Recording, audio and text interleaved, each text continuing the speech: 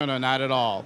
Um, Clearly, we had, just to jump right into it, we just had an very tense shoot down of a Syrian jet, U.S. forces, and we had a very ominous statement from Russia that plays into the whole deconfliction agreement between the countries, essentially saying anything west of the Euphrates, we're shooting down.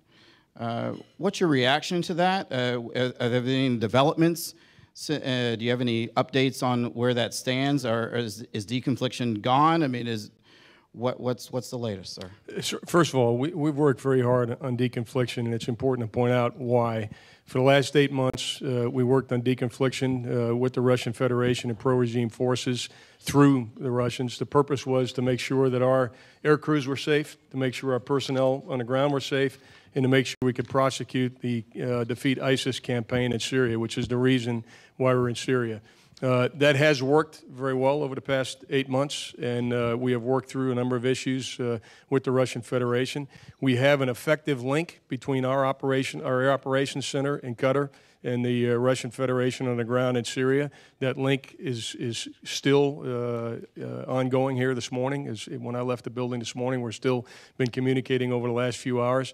I, like you, saw in the open source some reporting from Moscow, which I won't address right now. I would just tell you that we'll work diplomatically and militarily in the coming hours to reestablish deconfliction. The Russian Federation has indicated that their purpose in Syria, like ours, is to defeat ISIS, and we'll see if that's true here in the coming hours, because all of our operations in and around Raqqa and southern Syria are designed specifically to get after ISIS, and we have agreed in the past, that is, we in the Russian Federation and pro-regime forces, that operations that the coalition was conducting in Syria were effectively degrading ISIS's capability, and we'll work to restore that deconfliction chain in the next few hours. So are you confident that U.S. forces won't be shot down? I'm confident that that we are still communicating between our Operations Center and the Russian Federation Operations Center, and I'm also confident that our forces have the capability to take care of themselves. Okay, because some people have been writing in some of those early questions, I mean, did Russia effectively declare World War III? I mean, it's not that bad, but...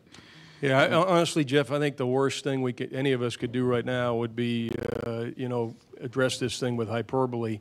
An incident occurred. We have to work through the incident. We have a channel to be able to do that, and I think it's going to require some diplomatic and military engagement in the next few hours to restore the deconfliction that we've had in place. And again, the deconfliction that we've had in place is in our mutual interest, because it allows us to address what at least pro-regime forces have indicated is our common enemy, ISIS. And have you been in touch with your counterpart in Russia? I have not, as of yet.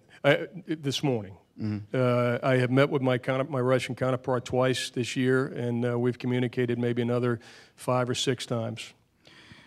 Which also leads to